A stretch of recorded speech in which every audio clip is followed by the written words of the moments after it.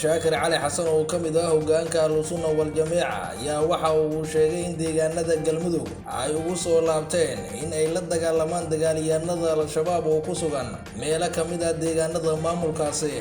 Sheekh Maxamed Shaakir oo ku sugan degmada Guriceel ayaa waxa uu sheegay in ay dib ugu soo laabteen codsi kaga yimid bulshada Galmudug kadib markii ay dareemeen cabsi la xiriirta dagaalyahanada Al-Shabaab. Sidoo hadalka uu yiri Sheekh Maxamed Shaakir waxa uu si cad u sheegay in Ahlusunna iyo shacabka ku nool deegaanada Galmudug ay la'aayeen cid gacan ka siisa la dagaalanka dagaalyahanada Al-Shabaab, balse haatan ay diyaar u yihiin in ay dhammaan deegaanada Galmudug ay ka xoreeyaan dagaalyahanada Al-Shabaab.